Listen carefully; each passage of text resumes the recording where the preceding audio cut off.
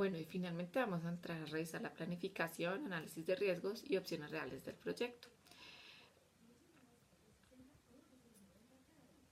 Bueno, cuando se realiza la evaluación en una empresa de una inversión a largo plazo, es igual que una inversión personal, entonces es necesario tener en cuenta.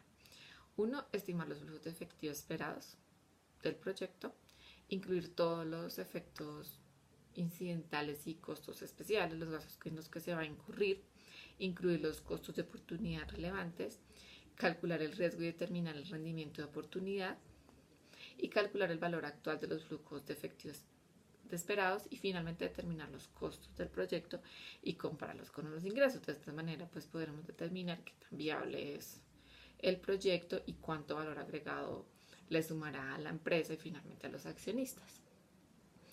Por lo que es importante tener en cuenta los flujos de efectivo incrementales, ya que pues dentro de los errores más comunes cuando se hace un análisis incremental es el uso de costos estándar del producto. Cuando los costos son fijos, no se incrementan como consecuencia del proyecto. Es necesario también incluir los ingresos del negocio en lugar de los previstos para el proyecto y no tener en cuenta los costos de mantenimiento y conservación del equipo cuando se calculan los gastos marginales. Entonces, como primera medida, es importante tener los costos del proyecto, los costos de oportunidad, los costos hundidos, que son las salidas de caja efectuadas en el pasado, que no se deben tener en cuenta, gastos generales, conceptos que nos representan ingresos reales de fondos, degradaciones fiscales e impuestos. Luego es necesario hacer como los factores de análisis. Entonces tenemos el valor de continuidad, la inflación, el free cash flow del proyecto, que son los flujos de efectivo menos los impuestos,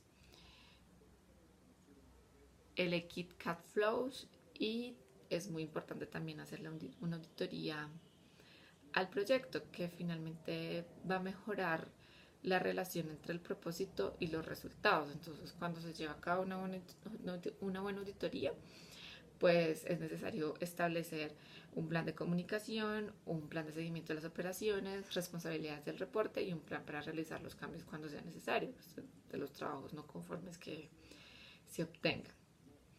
Ya luego viene el análisis de riesgo del proyecto. En este tipo de casos existen 3 tipos de riesgo que deben examinarse, que deben examinarse para determinar la tasa de descuento que debe aplicarse cuando se calcula el valor actual neto, que es el riesgo propio del proyecto, el riesgo interno de la compañía y el riesgo del mercado.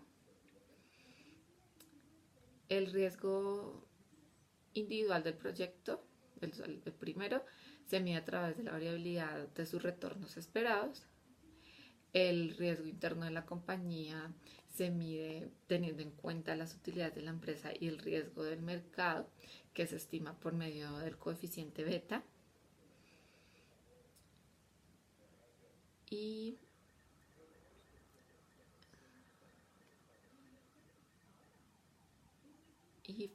es necesario también realizar análisis de sensibilidad que ocurre cuando el valor actual neto del proyecto, por lo que es importante y que nos permite identificar variables críticas para conocer los límites del negocio, como la limitación tenemos resultados ambiguos y variables que suelen estar interrelacionadas. También es necesario hacer un análisis de escenarios y entonces dentro de las principales variables dentro de la economía que pueden tener impacto en el desempeño de la empresa tenemos el nivel pronosticado de Producto Interno Bruto, la tasa de inflación, el tipo de cambio, las tasas de interés, el riesgo que tenga el país.